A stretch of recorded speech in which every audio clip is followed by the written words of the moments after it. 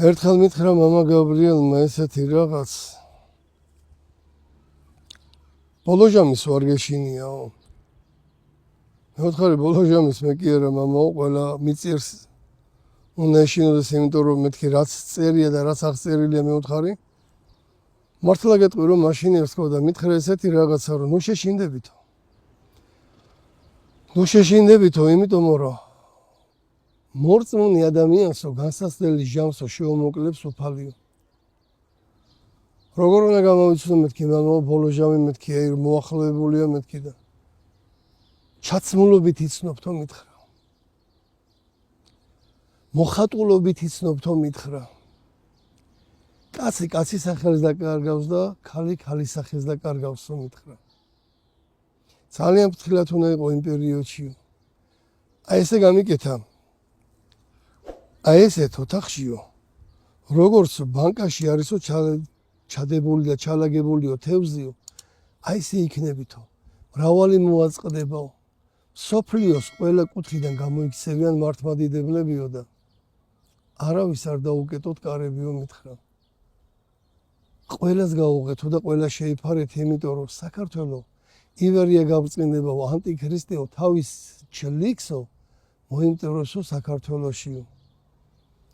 მეუნეოდა რომ ერთადერთი რაც თავარი არისო ფესვების გარჩევა ისწავლეთო. ხის ფესვი რომელი იჭმება და რომელი არისო მომწამულელი. ისწავლეთო როგორ უნდა შეინახოთო პროდუქტიო, რომ არ გაგიფუჭდეთო. და ერთხელ ვთხარი რომ მამა გაბრიელ მეთქი ბოლო ჟამის პერიოდში მეთქი. როგორც იძახიან მეთქი რომ წირვალი ლოცვები მეთქი უკვე აღარ აღევლინება მეთქი. ტაძარში მეთქი როგორ იქნება მეთქი და ბოლო ჟამის პერიოდშიო მითხრა. ეპისკოპოსი იქნებაო ტრაპეზიო. აღარ განუვრცია რა როგორ და რანაირად, მაგრამ ეგ სიტყვა მითხრა. ეპისკოპოს იქნება თვითონ ტრაპეზიო.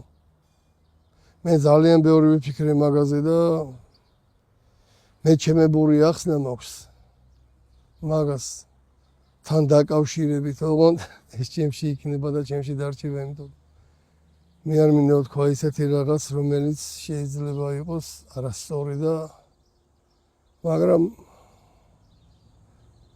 ბოლო ჟამის პერიოდში როგორც მე ხვდები და რასაც ეგ ნიშნავდა, ის იყო რომ ეპისკოპოსს ზემოდან გადააფარებენ ტრაპეზს,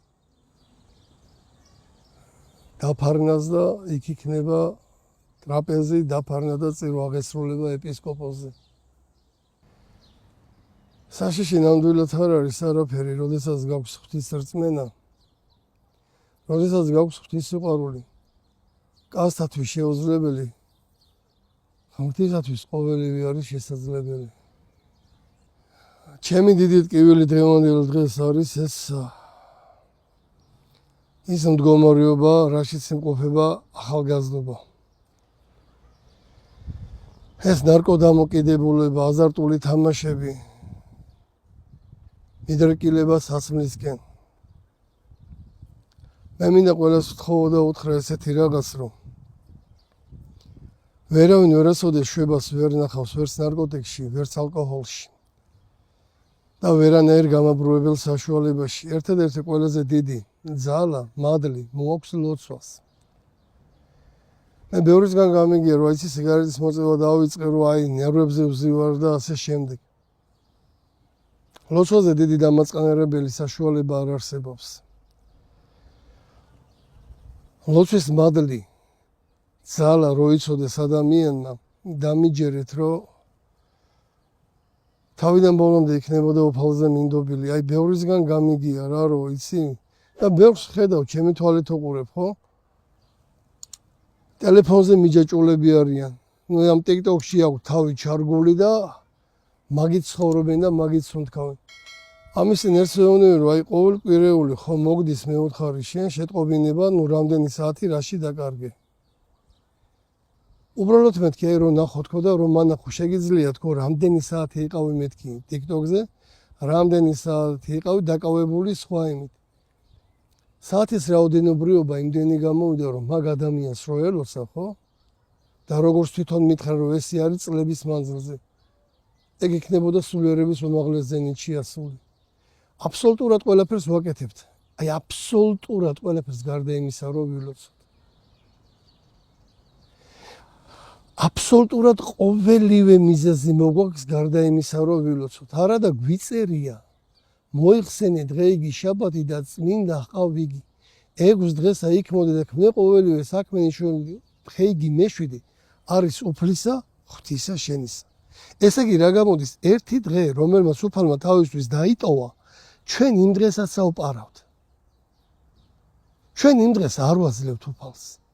არა და დამიჯერეთ წირვაზე რომ მივიდეს ადამიანი დაესწროს მსახურებას, ეზიაროს, თუ ვერ ეზიარება დადგეს და მოусმინოს 60 ქულოს სახარებას, წავიდეს და დღის მეორე ნახევარში ის საქმეები დაიწყოს, რაც საჭიროა, თავიდან ბოლომდე ყველაფერს მოასწრებს. თავიდან ბოლომდე იმაზე მეტი დრო დარჩება, როგორც საჭირო არის. ყველაზე დიდი ტკივილი ჩემი კიდე რაც არის, ეს არის მშობლების უყურადღებობა შვილებთან. მე ვარ მაგის შემსწრე, რამდენიმე გზის. აქ სამთავროს დეეთა მონასტერში მოყვანილი შვილები დარჩათ მთვრალ მშობლებს. წავიდა მარშრუტკა და შვილები მივაწიე გზაზე. მოდიან, მოყავთ ბავშვები, არის ხმაური, ღრიალი, ყვირილი. რამე შენიშვნას მივცემ და აი როგორ იცი მამო, როგორ ესენი ბავშვები არიან. ქრისტე მთავრო ბავშვები გამოუშვა. კაცო, სახარება მაგათო წაკითხულიო, ხო? ჩვენ სახარებით ვცხოვრობთ, ცოცხლობთ. ბავშვი რო შედის ტაძარში, იმ ბავშვს თუ თავიდანვე არასწავლი რომ სიჩუმე დაეცვას, პატივისცეს ტაძარს, ის არ გაიზრდება კარგი ქრისტიანი. ძალიან დიდი სიფრთხილე გვმართებს, ძალიან დიდი მუშაობა გვმართებს შვილებთან. ძალიან დიდი მუშაობა, რომელიც საუბედუროთ დაკარგული არის. დაკარგული არის დიდპატარაობა. დაკარგული არის სიყვარული, დაკარგული არის ზნეობა. ჩემ ბავშვობაში მე მახსოვს ავტობუსში კაი დედიშვილი ვიყავი. მე მжდარიყავი და უფროსისთვის ჯერ ჩემში იყო ის რომ არ უნდა მжდარიყავი და უნამდგარიყავი და დამეთვა, მაგრამ იყო შემთხვევა ხან ვარჯიშიდან მოდიოდით, ხან სადღაც ვიყავით, ხო და არ ავდგებოდი. ერთხელ მახსოვს ჩემ ცხოვრებაში რომ მამა ჩემმა მითხრა საყვედური. მამასაც იმ ავტობუსით მოგზავრია, ამოვედიო უკანო და შენი ჯექიო და შემგერძეო იდგაო ქალიო. კიო შენო ვერ დაინახე თავი ქონდაო ფანჯარაზე მიდებულიო, მაგრამ მეო შემრცხაო და ჩავედიო იმ ავტობუსიდან. მთელი ღამე გავათენე ტილოში. და იმ დღის მერე ვცდილობ რომ ყოველთვის ვცე უფროს პატივი. უნდა კარგავენ და უფროს უმცროსობის პატივისცემას. თორე დადგება დრო თვითონაც გაიზრდებიან. და როგორც იქცევენ, ყველას ანალოგიურად მიუბრუნდება. ყველას. აქედან გამომდინარე ჯობია, ყველას მოვექცეთ ისე, როგორც გვინდა რომ ჩვენ მოვექცნით. წაღა მე ჩემი საუბრისას შევეხე, მოიხსენე დღე იგი, მეშვიდე და წმინდა ყვენ იგი. მე ვაკვირდები ესეთ რაღაცას, რომ ზუსტად მაგ პერიოდში მაღაზიები იქნება, ეს გასართობი კლუბები იქნება, თუ რაღაც აწყობენ სეილებს. ფასდაკლებებს. და ფაქტიურად ეს ახალგაზრდობა იქნება თუ ასაკოვანი ხალხი თუ მოზარდები ყველა მიდრეკილები არიან იმისთვის სად როგორ და რანაირად გაერთონ. ამ ქვეყნიურ გასართობს ნამდვილად ვიცი და დარწმუნებულიო რომ ხერი არავისთვის არ მოუტანია და არც არავის არ მოუტანს. და ლოცვის მადლე კიდე ნამდვილად გააძლიერებს აბსოლუტურად ყველას. მე გამიგია და მინახავს ბევრი ესეთი შემთხვევა, რომ მე მამაო იცი მკითხავთ ან ვიყავი, მე მამაო ვიყავი, აი ეგ წავედი, იქ წავედი, იქ მივედი, აქ მოვედი, რომ ჩემ გაჭირებულს, ჩემ ამონტყოფ შვილს შევეწიო. ნუ მეკითხები რომ აი რატომ წახვედი, ხო? და პასუხი არის შოკის მომგვრელი. აბა რა გავაკეთო? უნდა გავაკეთოთ ის, რომ დავიხსომოთ ერთხელ და სამუდამოდ, რომ წმინდა სამებაზე ძლიერი, ქრისტეზე ძლიერი არც არავინ არ ყოფილა.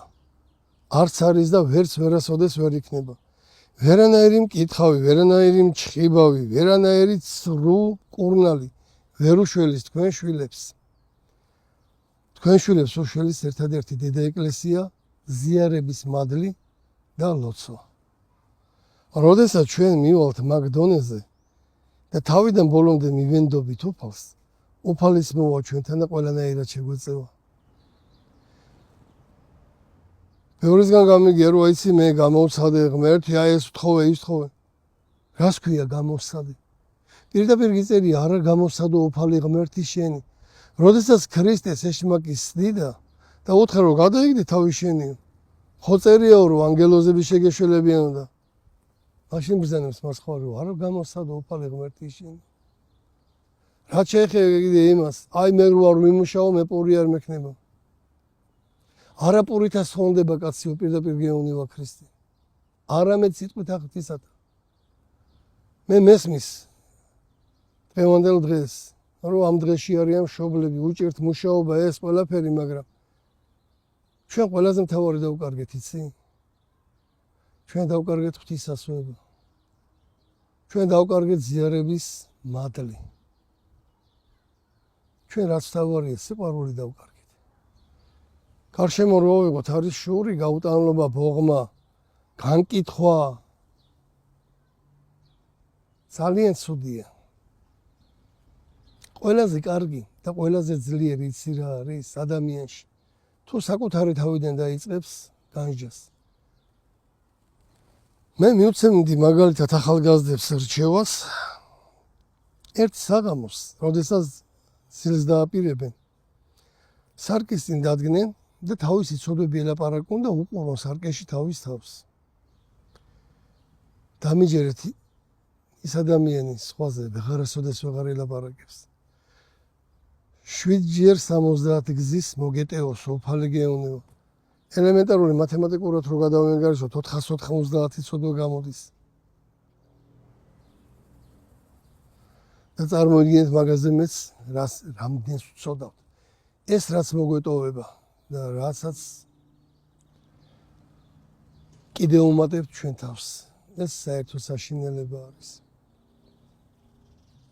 ყველაზე კიდე რაც მთავარია და ყველაზე დიდი საშინელება, ქუჩაში რომ მიდიხარ, გაღიმებულ სახეს ნორმალურ ადამიანში ვერ დაინახავ და ახლა ვინც ნარკოტიკის ქვეშ იმყოფება, ისინი სულ გაცინებული და გაღრეჭილები დადიან, რაც ყველაზე დიდი საშინელება არის. მე მინდა ჩემმა ერმა იცხოვროს სწორად. მე მინდა რომ ქართველმა ერმა ილოცოს. მე მინდა რომ მშობელმა შვილს აუხსნას რომ ეკლესიაში რომ შემოიყვანს, ესე არ უნდა იყოს და არ უნდა დაარჭოს სანთელი. სანთელის დანთებასაც თავის კულტურა უნდა. ტაძარში რომ შემოდის, მე მინდა რომ არ ისაუბრო. მე მინდა რომ ღვთის შიშით, ღვთის დიდი სიყვარულით შემოვიდნენ. მინდა რომ სწორად გაიზარდოს, სწორად ჩამოყალიბდეს ჩვენი მომავალი თაობა. ამისინ მოხდა ესეთი რაღაც, ერთი ჩემი მეგობარი მეუბნება რომ მამაო, თქვენ ვარიცით თბილისის ღამის ცხოვრება რა საშინელება არის და რა ხდება. მე რა თქმა უნდა ეხლა მღვდელი ვარ და უფრო სხვანაირი წარმოდგენა მაქვს რა ამ პატიოსნებაზე, ამ ცხოვრებაზე, ამ იმაზე და მეთქე აი რა მეთქე ეგეთი გარყვნილები როგორ ვარ თქო. დამიჯექიო მითხრა მანქანაში და გაგიყვან და განახებ. სამ კლუბთან მიმიყვანა. დამიჯერეთ რომ ძალიან დიდი ხანი არ მეძინა. მე ისეთი საშინელება ვნახე იქიდან გამოსული ახალგაზრდობის შემხედვარეს, ხო? ნამდვილად შემეშინდა მომავალი თაობა ჩვენ რა გვეყოლება. ბავშვები არ დაიბადებიან ნორმალურები. ჯანსაღ სხეულში ჯანსაღის სული უნდა იყოს და ჯანსაღ სულს კიდე ჯანსაღის სხეული ჭირდება რა და ესე თუ გააგრძელეს, ხო? ნამდვილად კარგისკენ არც მივდივართ და ვერც სწავლობთ. მე საერთოდ ყოველთვის ვარ აპოლიტიკური და არ მინდა არც პოლიტიკა მაინტერესებს. მღვდელი ვარ და ჩემი მოვალეობა მე რომ ვილოცო მშვიდობისთვის, ვილოცო ჩემი ერისთვის. მე მინდა კეთილმორწმუნე მთავრობისთვის ვილოცო, ვინც საქართველოს უდგას გვერდში და ვინც საქართველოს ეკლესიას უდგას გვერდში, მაგრამ მე ვერ მივიღებ ესეთ რაღაცას, რომ ის რაც არის სამი გამაერთიანებელი ენა, მამული, სარწმუნოება, ვიღაცა ვიგინდა რა შეცვალოს.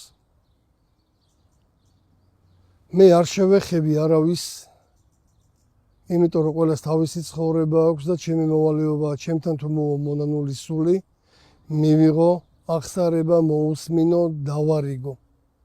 მაგრამ ის რომ უზნეო მზნეობაზე მე მორალი მიკითხოს და ჩვენ შვილებს და შვილიშვილებს მოახვიოს პირველი მტერი ვიქნები. მე პირველი მტერი ვიქნები იმის, რომ გათხოვილი კაცი ჩამოვიდეს, დედა ეკლესია მილანძღოს ჩვენი პატრიარქი და მე ვიდგე ხბოსავით და არაფერი არ უთხრა. ეს რომ მუსულმანურ სამყაროში მომხდარიყო და იმამზე რამე ეთქვა, ქვების გროვაში ჩაქოლავდნენ და ჩაახოვებდნენ. მე მაგის წინააღმდეგიც ვარ, რომ ფიზიკურად გაუსწორდნენ, მაგრამ მე ვაკეთებ შედარებას. მაგრამ იცი რა არის ყველაზე დიდი უბედურება? იგივე ადამიანი გამოდის და იძახის, რომ თურმე ეკლესია ვერ უძლებს კრიტიკას, გააჩნია კრიტიკას გისგან მიიღებს.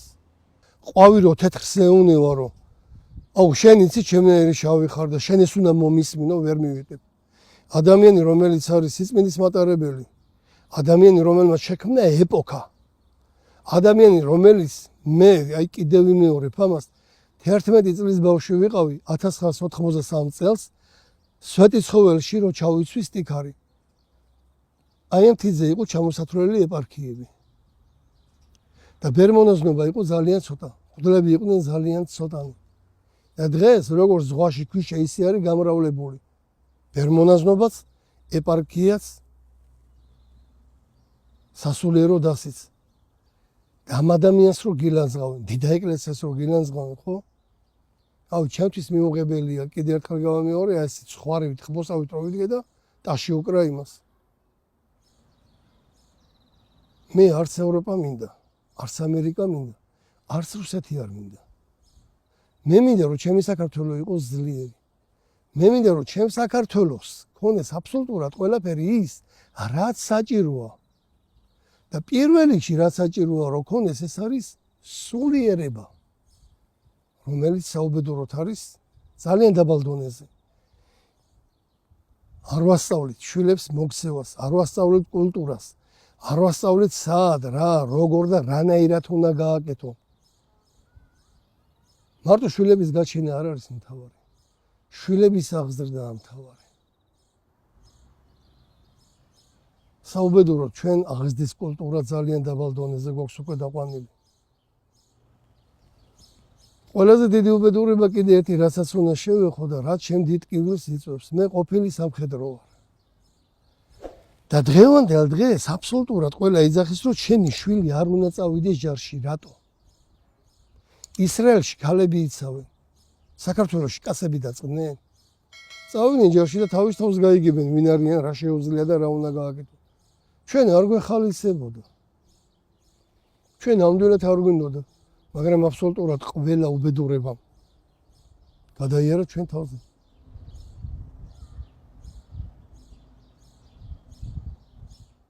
თავით მე უსურვებ ყველა ქართველ კაცს, რომ კი არ გაექცეს ჯარს და დაემალოს. პირიქით.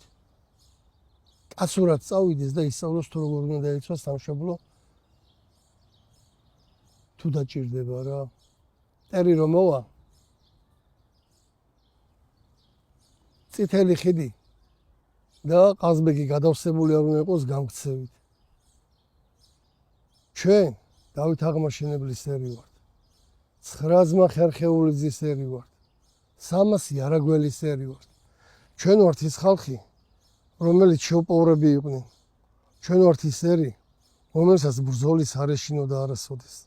და მე მინდა მოუწოდა ყველა ქართველს, რომ აბსოლუტურად თავიდან ბოლომდე თავის შვილებს აუხსნან ის თუ რისი მოვალეობა აქვს ბავშვს ბავშვობიდან დაწყებული, დამთავრებული, სანამ მისი სული დატოვებს ამ ქვეყნად, როგორ რანაირად უნდა ემსახუროს ღმერთს, დედა ეკლესიას და თავის სამშობლოს, თავის ოჯახს. ღმერთმა გაგვაძლიეროს და ღმერთმა მოგცეს ძალა იმის, რომ მშვიდობით მივიღო და გადავიტანოთ ყოველივე განსასწრელი. მე ამას პირადად ჩემზე ვიტყვი, რომ შეიძლება ბევრს ვწუნებ, ბევრს როტვინაო, მაგრამ ყველაზე მთავარი რაც არის ის უფალი ჩემი და ღმერთი ჩემი, ვისა მე შინოდის. ღმერთმა დაგლოცო და ღმერთმა გაგახაროთ.